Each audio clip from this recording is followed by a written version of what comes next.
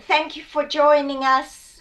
I hope you enjoy this webinar where we've lured the fabulous Sally Andrew to join us and answer our questions and then some of your questions.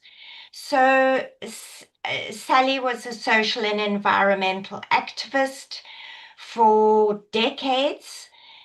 She came to writing relatively late, but in that time has managed to knock off five Tannie Maria Mysteries, which have done extraordinarily well and have been translated into 15 languages and adapted into an international TV series.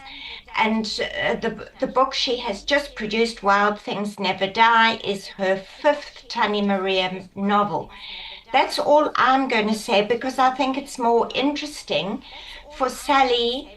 She's going to, just for those who live on another planet and haven't read any of her books, she's going to just give you a little explanation about what the Tannie Maria books are all about and a little bit about the newest one. And then I'm going to invite her to read a little extract. Okay, Sally, over to you. Thank you, Joanne. Thank you, Richard. Thank you, All About Writing. I'm big fans of All About Writing, and if there's one thing I can say is if you want a formula for good writing, people often ask me, "Oh, can you tutor me on writing and something?" I said, "No, I can't. Go to All About Writing." So, firstly, if any of you are new to All About Writing, do look them up. They are a fantastic bunch of people and give fantastic training around how to write successful writing. In terms of Tannie Maria, I have written 5 Tannie Maria murder mysteries. They are sequels. They are all, the first one was Recipes for Love and Murder, and that's a clue as to what is in the book. There are recipes, all of them have that. They're set in the small town of Ladysmith. And the main character is Tannie Maria, who's an agony aunt, and she writes Tannie Maria's love, advice, and recipe column.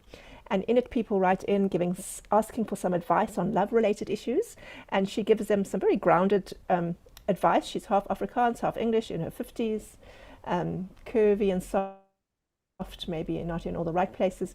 And she gives this very solid common sense advice, and she gives a recipe, which is always part of her advice. And she is, through the book, she develops a romance with Detective Henk Kannemeyer, who is a tall, handsome policeman with the chestnut moustache. And she and her team at the Klein Karoo Gazette get involved in murder mysteries as amateur sleuths. She works with Jessie, who's this young investigative journalist, very feisty, very politically active and sharp, and Hattie, who's a Mary Poppins type editor, and they solve mysteries. So in all of these books, it's a little bit like Murder, She Wrote, in the sense of there's regular murders, but it's not every Wednesday someone dies. It's kind of every 3 months.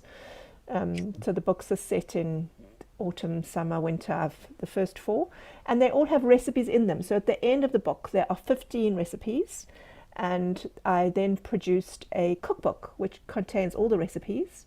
And this cookbook won an International Gourmand Award. So this fictional character, Tannie Maria, won this amazing award, which I went to receive in Portugal, which was somewhat crazy and surreal, because she's competing with 222 real chefs, and she's a fictional agony aunt. But anyway, that's something I'm still trying to come to terms with, what is reality and what is fiction. And this is the latest book, Wild Things Never Die. All the books, as I say, they've got recipes, love and murder, but then they've also got a theme. So it might be the social and environmental themes, fracking, corruption, and often there's psychological and spiritual themes. So Tannie Maria used to be abused by her husband, so we deal with issues of that, and other books we deal with PTSD, and others with eating disorder. And this book is really quite a spiritual journey, where we deal with the themes of love over fear and connection over control. So there's kind of all these things woven through that come from my own activist and spiritual and healing background that get woven in. But the main thing is an entertaining, um, feel-good murder mystery set in the Clan Karoo, which is where I live. And people went to so much effort to reduce the whole book to 2 paragraphs. Let me just read that. Tannie Maria is wrestling with a fear of the dark, and Henrietta has PTSD.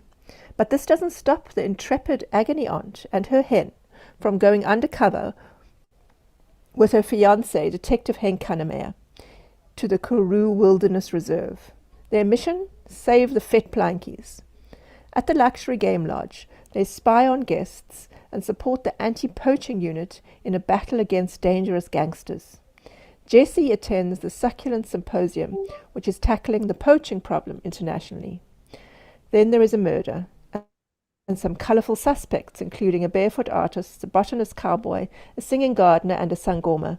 Between solving murders, writing agony aunt letters, eating spectacular food, and having spiritual epiphanies, Maria and Henk get fashion tips from a couturier and his baroness.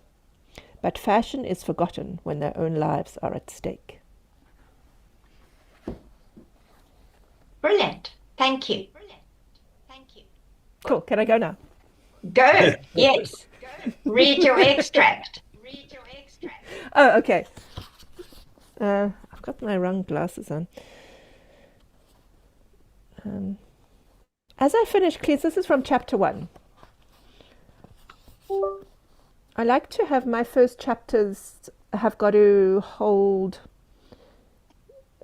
they've got to hold what's going to happen throughout the whole book. As I finished cleaning up, I heard one of my hens clucking.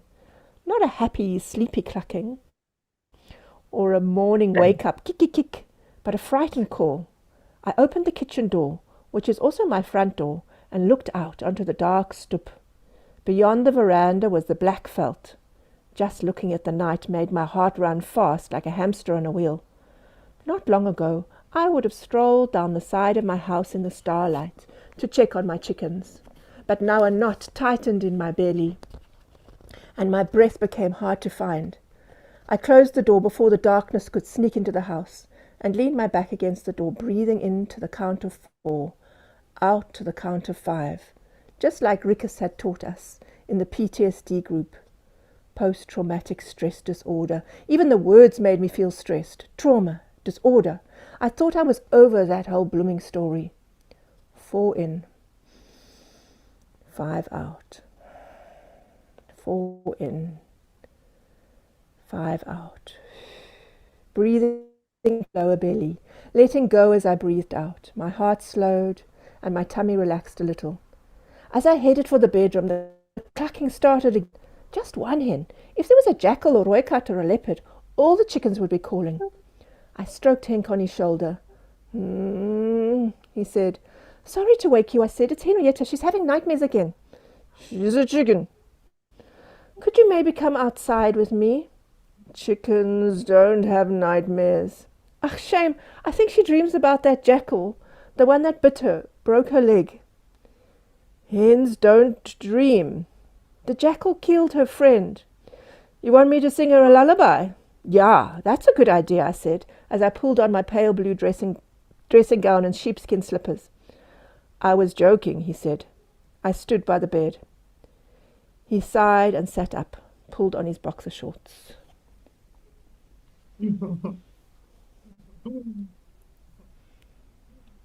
Thank you.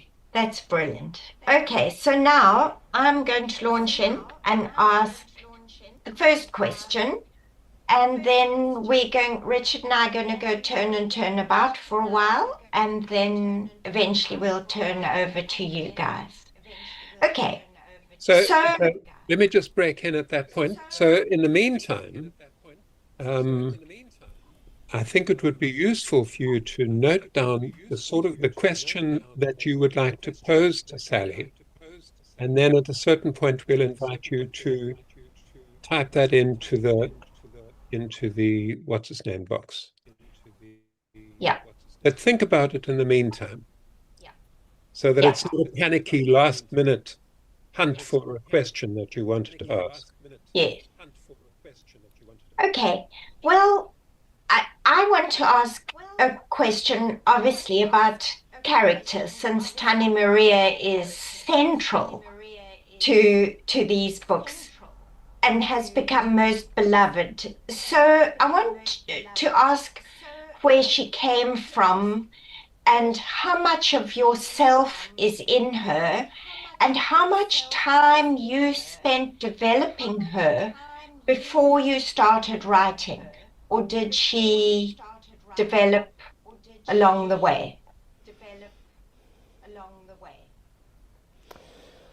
Well, to try answer some of those questions sideways and backwards, I feel it's important to try and have the character quite different from you, but I have now got older and plumper, so I feel I'm sneaking up to becoming more like her, but that wasn't my plan.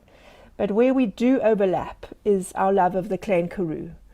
But I tried to make her different from me, and the way it worked for me when I started this book was under a Camille Doringboom out in the desert in Namibia. Each of my book plans I have written in a faraway place, kind of where I recalibrate myself to nature and myself, and in those moments I'm not particularly influenced. I mean, I read widely, and that obviously influences me.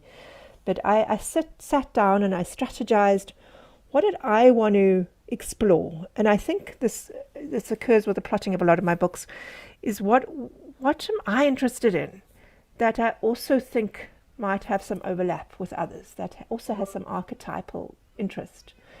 And I sort of sat down and wrote certain themes, and I was interested in exploring love, but not, and I assumed other people might be interested in love. I was interested in writing murder mysteries. I actually didn't know the term cozy at all, because I enjoy murder mysteries, but I enjoy the more relaxing ones, the Agatha Christie ones. For a long time, I didn't read anything written more recently than 1970. And I liked, so that was a genre I enjoyed. And then I wanted a character who was a bit quirky, a little bit off the wall, who'd be funny, and who was different from me and who was obsessed with something. So I chose food as an obsession, and that's something that I don't know a lot about. So I sort of did all this plotting, and it happened actually, because that's a little bit of the backstory, but I went for a walk and then found a leopard in a cave and got very frightened and ran all the way home and stayed under a tree for 3 days. So I had to be still and give myself time to think and plot. So that was what kind of got me under the tree and not stepping out. And then, so I did this planning, and I can still sort of find those old notes. Sort of people talk about plotters or pantsers. Where do you plan things or do you just allow things? And then I just sat and I kind of just listened. And each of my books have been like that. I sort of just hear the first paragraph, and I just heard her saying, "Isn't life funny? You know how one thing leads to another in ways you just don't expect." There I was in my kitchen making my apricot jam. And then she started talking about life and swimming, and so there was that real mixture of conceptualness, overlap with a place I loved, and then just listening. And in fact, I did start off making her Afrikaans, and then I gave my book to an Afrikaans speaker, because it's not I studied Afrikaans first language. I love my Afrikaans teacher. I'm familiar with Afrikaans, but it's not my culture at all. And in fact, I grew up with my family quite against Afrikaners because of the political system we grew up in. So although my first boyfriend was Afrikaans, so but I didn't grow up with that, and I was concerned that my book might have completely missed the plot. And then I gave it to a friend to read who was Afrikaans, and she said, "This is fine, but she can't be, you need to bring in some English influence here because she's just too crazy." So to account for her sort of slightly battiness, she said, "And we're going to give her an English." I gave her an English dad, and I gave her an English left-wing dad who ended up being an ANC activist and became a major character in book 3, Death on the Limpopo. So she did also even evolve after the book. And I gave her, a lot of her metaphors were around food, so the way she described things, and the way she spoke was English, wasn't fully her first language. So there's a little bit of a playfulness in the way she describes things, and sometimes Afrikaans metaphors directly translated into English, and that applies with a lot of the characters. And I did actually, before I did creative writing, I was an adult educator, and I wrote a number of books for second language English speakers, adults. So it's simply written, but with difficult concepts and sort of political concepts on various things, worker education and violence against women. And so I was familiar with writing plain English, and my characters spoke very plain English. I think that's enough of an answer. Thanks. Next. That's a lovely answer. Very full. Richard, over to you. But I think I just wanted to say on the point of characters, because I've been reading a lot of books and I often get just 10% of a book, the Kindle.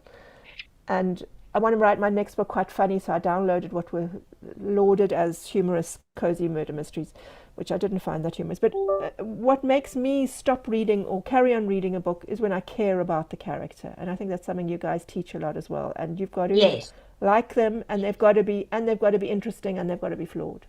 So that for me was very important. I'm spending all my time with her, and my characters are spending, my readers are spending all this time with her, and she's got to be fun to be with and likable. If for no other reason than you don't want to get bored by her or with her, you've got to remain really, you've got to like her as much as we do. Yeah, I'm more. I spend years with her, and then people read the book in 2 or 3 days. It's very irritating. Okay, so here's my question, Sally. I mean, I've just read this book, and I read the first book, and I haven't read the books in between, I'm afraid. I will remedy that. But they contain, as you said, a fair bit of coziness, and there's a fair bit of quite thrilling writing where Tannie Maria is in jeopardy, right? And then you have your theme, which in this book is the threat to biodiversity. In your deepest heart, when you start writing it, which of those is the most prominent, takes priority? What is the most important thing in your books to you?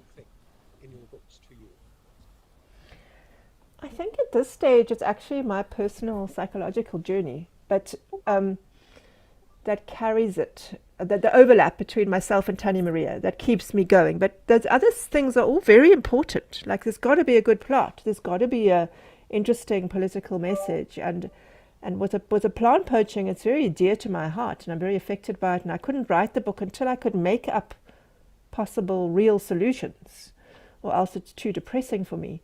So it's actually on different levels. Like I've got mental motivations, I've got political motivations, I've got motivations to write something fun.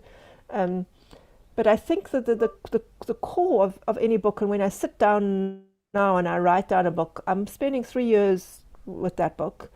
And it's got to be something that matters to me every day. So the themes of choosing love over fear and connection over control, they link with the themes of nature.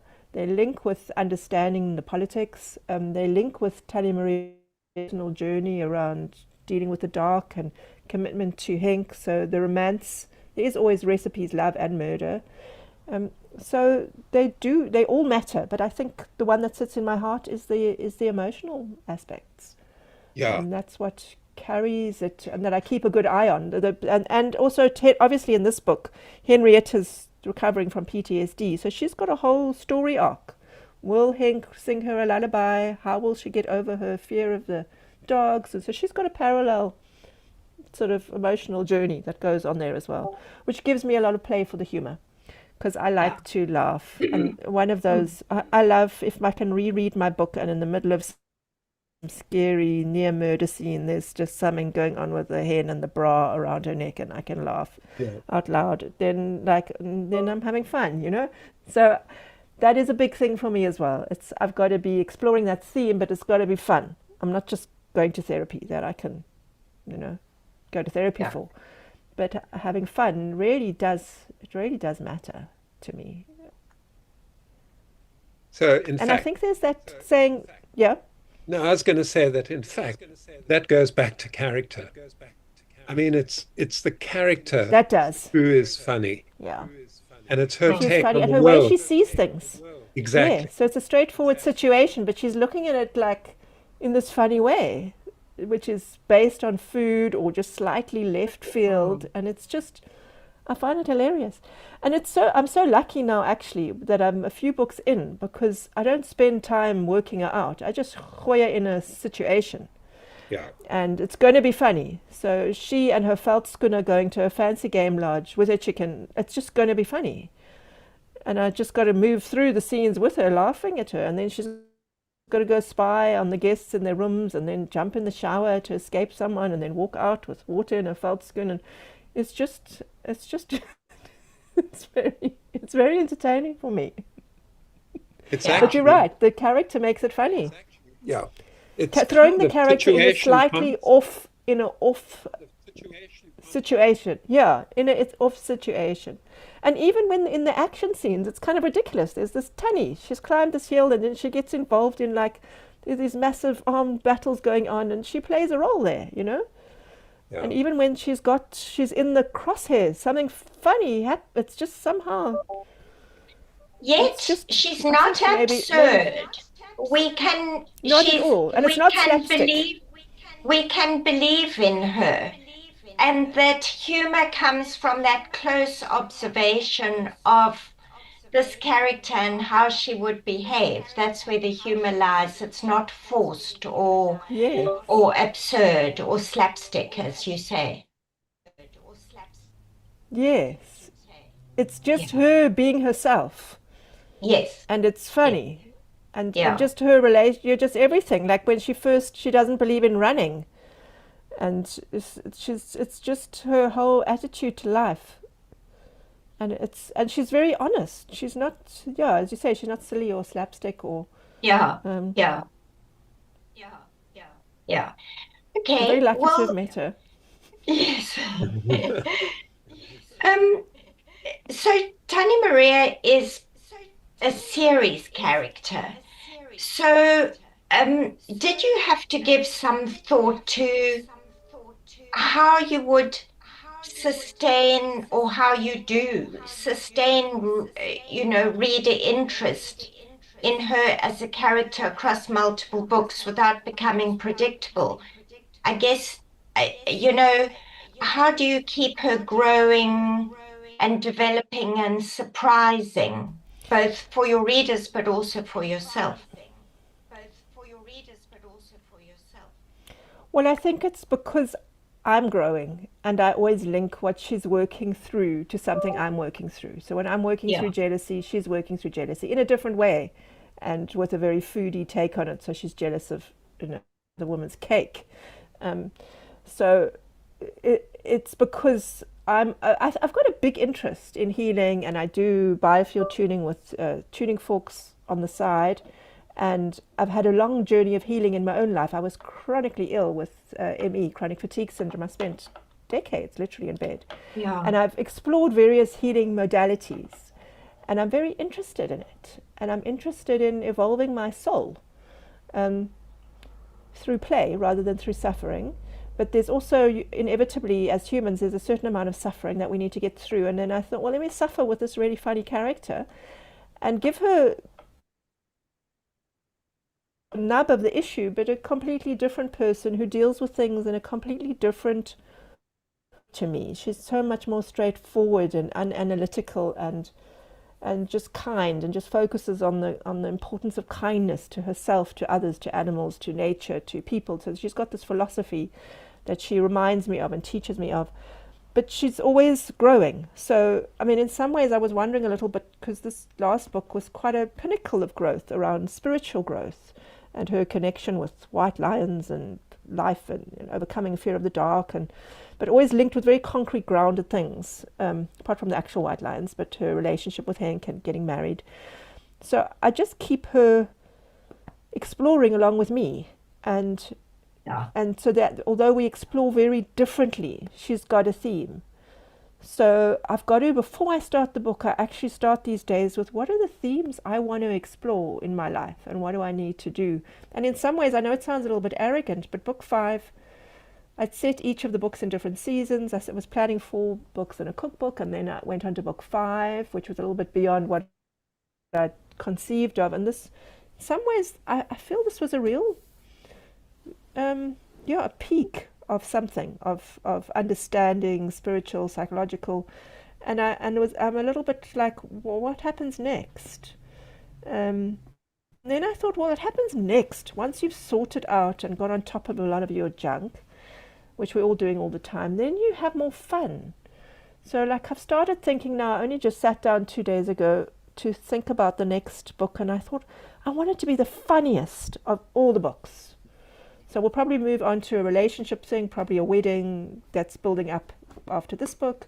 But I just want to laugh and laugh and laugh. And I was struggling with depression, sort of evoked, ironically, looking at the theme of success from being successful and having to do this 2 months of book tour that completely drained me, and then a whole lot of other family things, and I got really depressed. And then thought, well, what do I do? And I just need to laugh and to celebrate life, and I know that can be a little bit boring for a theme of a book, but if you've got a good murder mystery going at the same time, and then you just bring in a lot of laughter. So now I'm exploring that. So some of the books have been more action-based, and some have been more classical, Agatha Christie murder mystery. Some, thanks to you guys, I followed the hero's journey as the way of plotting. But there's got to be like something new. So now, like writing humor, I think is probably what I'm going to do next, because that's what I need to do. And once you've resolved problems, you just can move on to having more and more fun. Yes. And Brilliant. okay to have it. Another good answer. Yeah. Okay, I want to pick up on. Thank you. I want marks. Hey, you guys are teachers. I want Yes. marks at the end.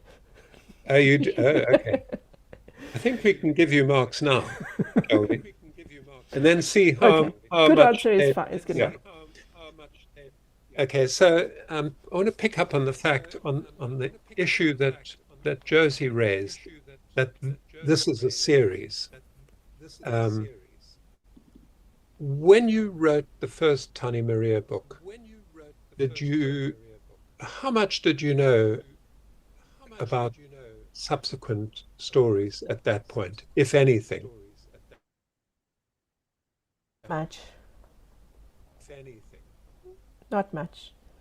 I did notice that when I first did brainstorming for the first book, for example, I wanted her a bit off the wall. I thought maybe she could be taking some meds. I didn't use that in the first book, but it did pop up in the third book, where she started combining diet pills and some other pills. So occasionally I have an idea, and then there isn't space for that in the book, and then I use it later. But I certainly didn't plan bit by bit. I mean, I knew relationships are going to evolve. There's a lot of structuring around the plot, and then there's a theme on the emotions, but exactly how that plays out each book is a mystery to me, even in the book, let alone in the following books.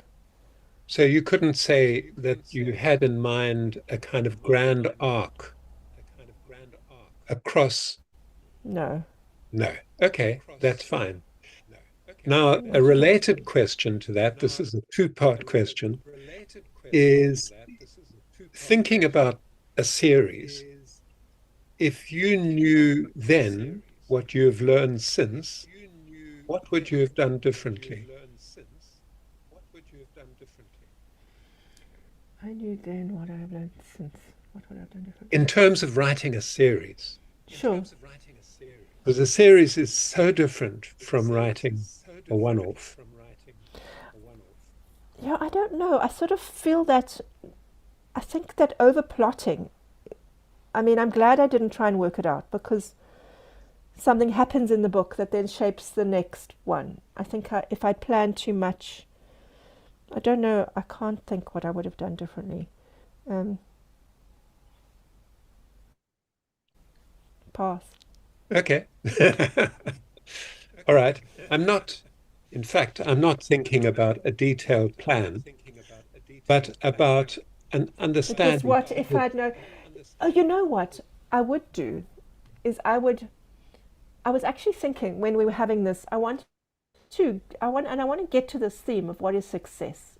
I'm sure you'll come to it, but I want this webinar to be something that I can look at in the future to remind me. And then I also thought it's something that I can look at that my past self can look at, if you know what I mean, which is then the answer that you're giving. So then what I could have told myself is, that's more the thing. So I wanted to try and get to some of that to yeah, I guess to give me more hope early on. Um, I don't know, but I did have that flash of what if I could talk to my past self. Um, but I don't know. I'm very happy with my trajectory. I've had so much fun. Yeah, yeah. And it shows, I Um, have to say. It really does. Mm. I'm wondering if I would have had more advice around investing money wisely.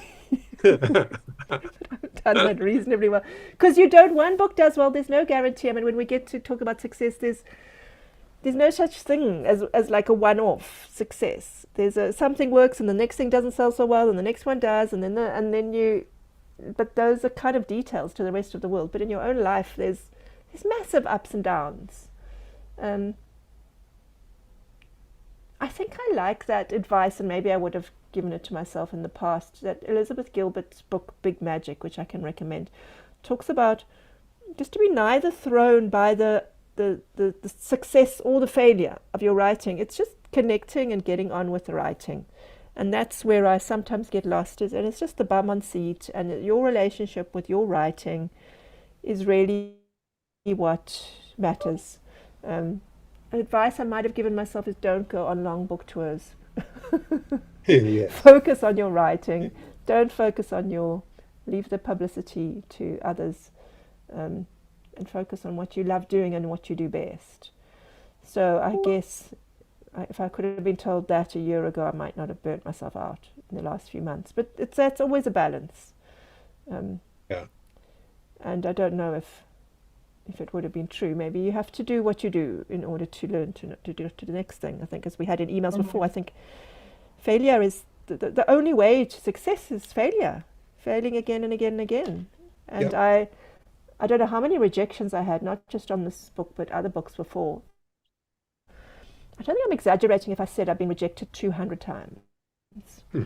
Not just with this book, but other books. So to maybe early on, it would be just to know, yeah, keep going. You're gonna make it. You're gonna make a living out of writing, and keep believing in the possibility of that. So um, I think that it would have been more that kind of encouragement, because there were times, I remember sitting crying in my bed, giving up.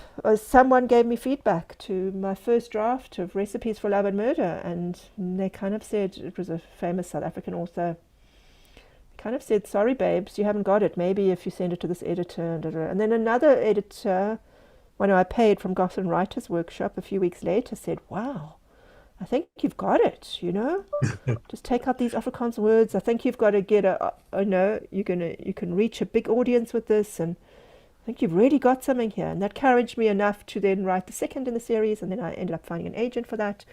So it's just that basic self-encouragement and not giving up, and writing is a matter of taste. It really is. If you like it and you find someone else to like it, there's a good chance you'll find other people who like it. But it's got to be fun for me, for the writer, else what's the point? Thank you very much. Great. Okay, I'm going to ask something about place. Okay, because um, you live largely in the Karoo and your books are set there. So, do you think actually living in a place affects the way how you write it? And is that because you write for local and international audiences? Do you have to guard against either over explaining it for outsiders or taking local things for granted for the local audience? It was interesting, the same editor from America said, wow, it's really, when I spoke about the heat in December, she said, wow, it's amazing that it's so hot in winter. They just had absolutely, she just couldn't conceive of, I think Americans are so narrow in how they see the world. So I'm always aware, I have a little comment section USA where I change words, where I explain them, and I have a glossary as well. But people love the specificity of something unusual, and it doesn't matter if they don't know what a bokmakeri is, or I might mention in the next sentence the Shrike sang out or something. And I think the interesting thing I find about when you're immersed in an area, so that is the real area of overlap between myself and Tannie Maria, and where I write most of my writing, I'm at my desk with a mountain, hearing the frogs, hearing the birds, seeing the tracks of the leopard, or seeing the kudus. It's very real physical overlap. What I find interesting is that when you really know a place, you just give a little hint of it here and there. Whereas when I've had to research something that I don't know about, then I'll overwrite about it to prove that I know Yeah. it. So Yeah. I think that's the lovely thing about being immersed, is just bringing in that feeling. And and it just keeps it alive and present for me. And then often, even as I'm writing, often like when as I'm writing my acknowledgements, for example, a meerkat comes into the room as I'm writing them, and I'll just write the meerkat in. And in this latest book, I had an experience with a wildebeest, and I'll just write it in as I finish the book. So it's a lovely feeling that literally the sounds and the smells and the images will just walk into the book as I'm writing it. So for me, that's huge, and Yeah. it's very nice, as with Richard's books, where you can just be in your books, in the place you love, and describe it. Yeah. That's lovely. A lovely answer. Thank you. Yes, I agree with you. And funnily enough, it's sometimes gentle um, uh, advice that we give people when they've researched a place, and we say, excuse me, your research is showing. Like we always say, Yeah. research is like good. It's like a good petticoat or makeup. It should make it what Yeah. you're writing look Must be better, hidden. but you shouldn't be able to see it. Yes. Yes, absolutely. Yeah. Yeah. Okay, And I've got a what I show. sometimes struggle with, like in this poaching book, is I ended up putting a leaflet at the end because there was a lot of information I wanted to put in there that I thought was politically important. And then I said, okay, well then Botanical Society, and draw it up, and I put it at the end, and the recipes as well. So that's also a way of not letting it ruin the good It story. enter, yeah. Yeah. Okay, I've Richard. I've got a show and tell moment now because we decided to use one of your recipes at the end of this book, and I have got that right in front of me here on a little blue saucer, and Oh, it is the chickpea you're going to have to fudge hold it ball. up higher. I know I can't. There we go. Oh, All right, very chickpea yummy. fudge balls With honey with and honey cardamom. and lots of cardamom. So much cardamom, I couldn't believe it. And I had to crush the cardamom. Yeah, a lot of work. Did you? Yeah, no, that was a A lot real of labor of work. love. Was it worth it? Have you tasted them? I have, You and they can are buy cardamom delicious. powder. And I'd Aren't they love to amazing? send this through to you, Josie, for you to taste. But Yes. Yes. because that relationship between your stories and the cooking is fascinating. And I know that there's now a whole The food. subgenre of cookery, cozy murder mysteries. Yeah. Culinary. Yours Yes. yours are unique. Yours are unique in that they're not just cooking on the side, they're an integral part of the value system of the books and of your central character. And it works And the fantastic. clues. Exactly. I just want to cut in to say that somebody in the chat, um, Rika, said she's made Tannie Maria's speckworm chutney and it was wonderful. Oh, Mm. And I want to say I'm trying to find somebody to make me the orange almond cake, because everything almond I adore, but I'm a hopeless cook and baker, and it's beyond my expertise. Okay, Okay. Richard, have you got another question, or are we going to start? Now let's see if we've got some questions We from. do. I want to do, before we do some questions, I just wanted to, because you've had this theme, I just wanted to pop out some of the things that have come to mind on this Yeah, theme of success. do. Because it's just an interesting notion. And firstly, I think some of what I've said is success comes through ability, willingness to repeatedly fail and learn from your failures. But also, there isn't a recipe for success, and there is a recipe for success. So on the one hand, there isn't, in that each day you set out writing a book or a page, you're stepping off this abyss. But on this other hand, we're touched by the gods as creators. We're connected to this opportunity to actually create something fresh with our hands, with our brains, with our lives. And this is the success is in learning to step into that stream and becoming a co-creator. And you guys are very good at sort of practical things around writing a successful book, character, show, don't tell, and story, etc. But there are a few things that happened to me when I was thinking about what made my success for me. And I think we do have our own recipes for success. They're not a general one, but sometimes we learn from each other's. And one of the big steps for me that was very powerful was dealing with envy. There was another writer who I knew from school, who I connected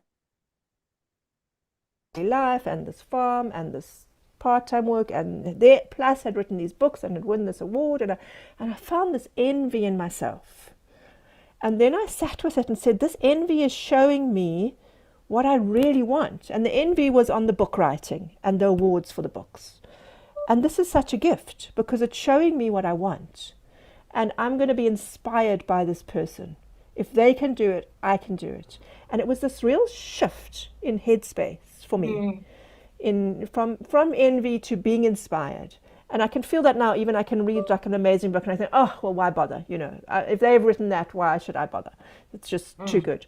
But it's the joy of, so it's firstly to be inspired and to appreciate and enjoy that deliciousness of the creation, and that each of us is unique. And if each of us can write the same, story even, but it's completely different, because we are each these unique souls who love to create. And it's just such a glorious thing to do and to enjoy and to be grateful for that act. And the appreciation of that act is the central thing to the success.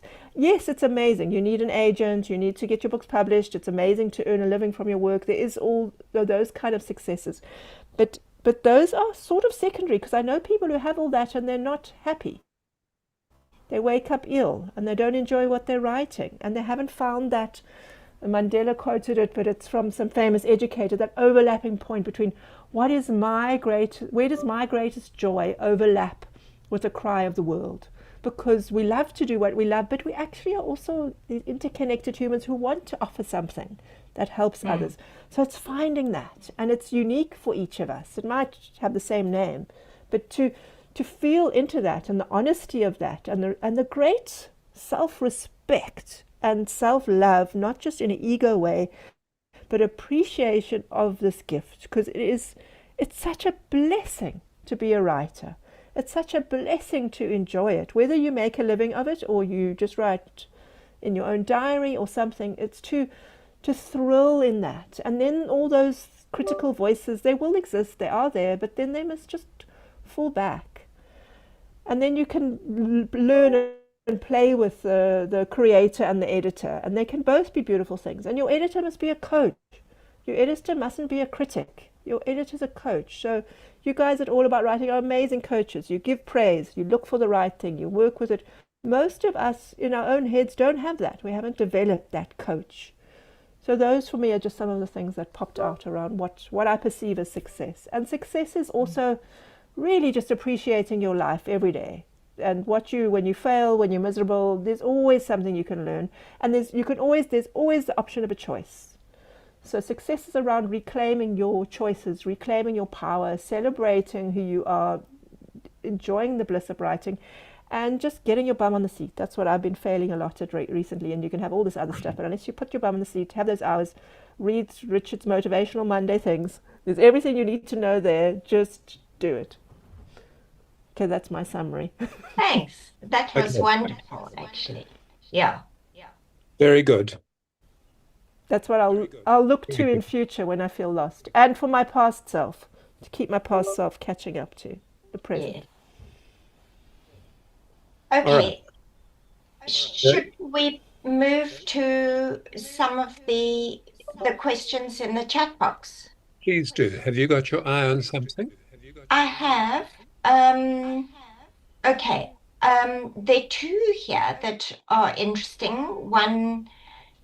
The first one is, how does Sally create the vocabulary for all her characters? It always makes me wonder how writers actually write such lovely sentences and use the most amazing words.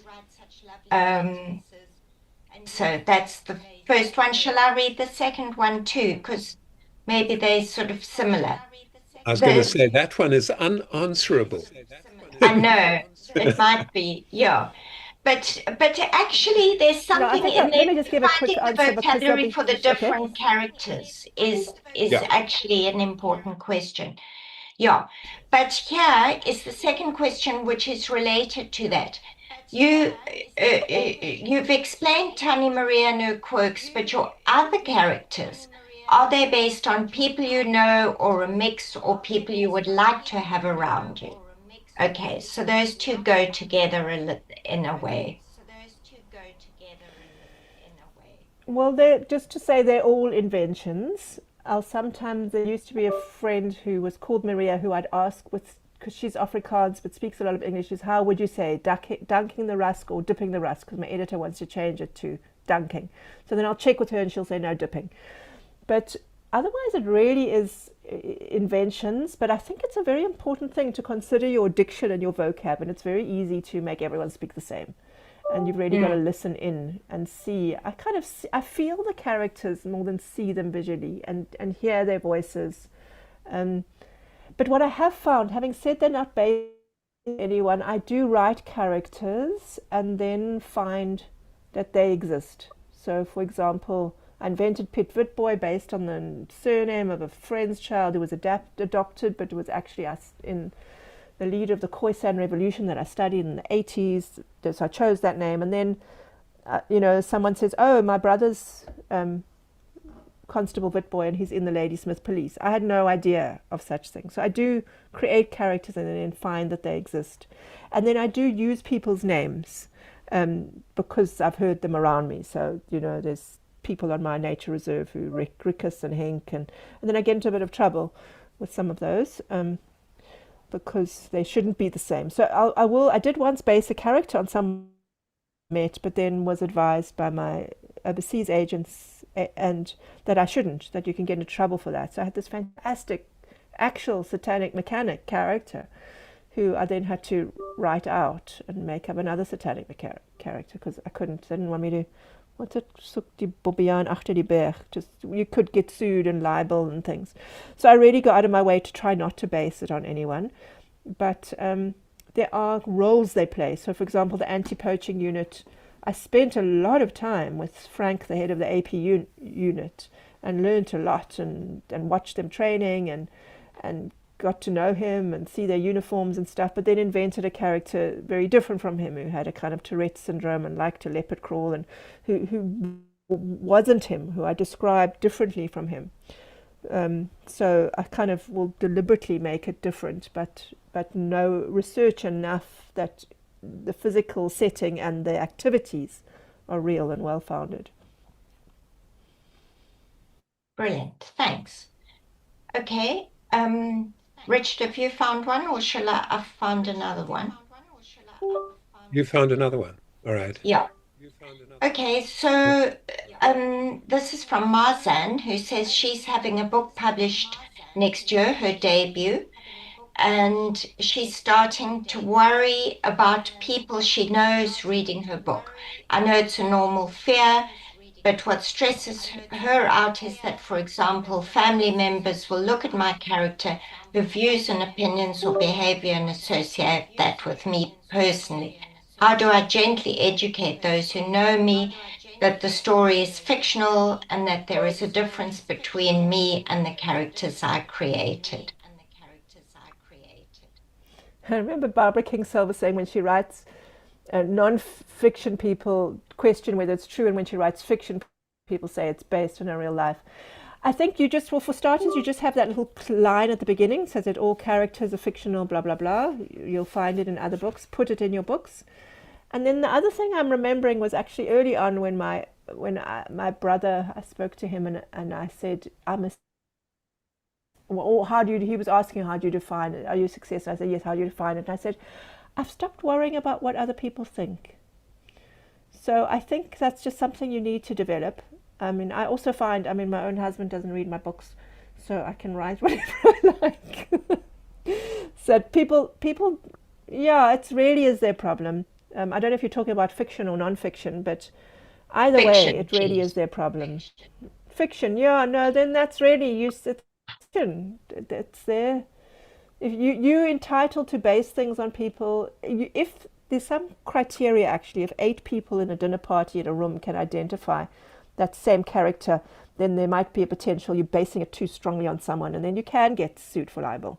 There are such, you do be careful not to base something entirely on someone, make them look different, sound different, have a different location or some such thing. But you've also really just got to, in every field, just, it's your life, whether it's writing or living. If you are focusing on what other people think of you, just stop. Mm. It's easier said than done, but that's the thing to focus on rather than educating them. That's irrelevant. Just put that line at the beginning of your book. Yeah. Sally, And you just, Pamela says that she's curious about those who are not South Africans, your readers who are not South Africans. How do they relate? What have you heard from them about how they relate to such a South African story? I think people love to, they travel for the price of a book instead of a plane ticket. So they love the travel and the different setup. And then there's archetypal things around food, around small towns, around love, around nature. We're all humans. So they connect with the archetypal themes. I mean, I was also surprised when the book first came out. It was in 14 languages, 23 publishers. I didn't, why were they so interested when it was so South African? And I think the very answer is around something I also learned with All About Writing, the specificity. You write about something detailed that you know in an interesting way with love, and people are curious and enjoy it. And as I mentioned before, I'll have a glossary and I'll explain difficult terms, so that covers any confusion. I don't like it when people use a lot of words I can't understand in a book. So I always make it. I have a different version for overseas where if there are too many Afrikaans words, I change some of them, or I explain them in the next sentence. Even mountain, I'll say the Rooiberg, and then the next sentence I'll say the beautiful red mountain or something. So I make it easy.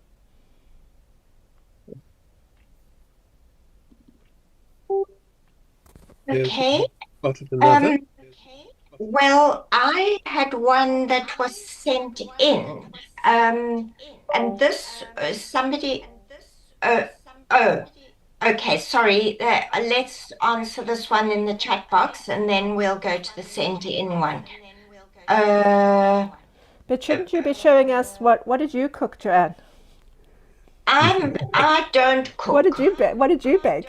but I'm waiting for somebody to bake me the orange almond cake because The orange that's almond fine. cake. Okay. Anything almond Okay. for me. I'm just putting that out there. Anyone who wants to bake me something or get me something, almond is my For thing. your book launch. Yeah. Maybe for your book launch next year. Yeah. Okay, so here's something that she says she's following on one of my questions and perhaps looking for a more technical answer. As you write each new book, how do you strike a balance between reprising the familiar about character setting, etc., and introducing the new so that your readers relate, feel comfortable, but don't think same old, same old? Good question, actually. I actually like the same old, same old. So firstly, each book is fresh and freestanding. And I'll give a brief reference to something so that no one's left completely in the dark. You don't have to read them in order, but you miss out on some of the relationship development if you don't. But I like ending the asterisks and obelisks with the feast. I like Yeah. saying hi again because it's my books have got some years in between, and I'll try and make sure I write it in a different way, and I might even have to go back to chapter one in other books. But I want to see that same stop, those same mountains, the same frogs, the same Yeah. bokmaturi singing. I like that, the poetry of the repetition, with a slightly different twist or a little different angle or a different way of seeing it, or and just also using fresh writing or the characters sideways looking so that it's never just the same boring description. Yeah. Yeah. Yeah. And of course, as you say, each time a character looks at the something, they're looking at it in a different mood or a different time with more experience, and therefore Time of it's always day, going to be a bit yeah. different. Yeah. Well, thank you. But it's the nature of So, cozy writing that you have a similar setting. yes, yes, exactly. I must I say, want, Sally, yeah, just to communicate what's in the chat, generally speaking, it'll turn your head, I'm afraid, because there's a great deal of praise. You'll have to go through it carefully, yeah. your own later. Oh, It's But always good um, for a writer, I yeah, think, to read people saying nice things oh, about thank you. you. It makes it all worthwhile. Um, from our Thank side, you. don't Thank you. forget we have a webinar, a monthly free webinar. Remember the next one, if you didn't catch the whole thing, you will receive a recording of this one. And we are now taking people for our next rather popular creative writing course, which gives you, we like to think all the skills you need to get going, to start. We included in it everything that we wished we'd known when we started writing. So the creative writing course runs live on Zoom in the evening over 10 weeks. And I'm sure Trish will put the details in the follow-up email that you get about that. And if you can sign up quickly, because they usually fill up, we only take a certain number because we have to be able to give personal attention. So, okay. And so, Sally, thank you so much for joining us. It's always a joy. Sally's also sometimes popped in and spoken to our people in at the in our on our Barrydale retreat, and that was a treat for us as well. So we sweet love treat. the association that we have with you, and thank you for being so wonderful and carry on writing. Thank Thank you for being such a good stand-up comedy interview team, and your books that you write and the teaching that you do. And Leslie says she's going to bake you that cake. If you look down the chats, I'm you've got going an to offer there. Johannesburg at the end of next month, and I'm going to be staying with Leslie, and I will hold her to that.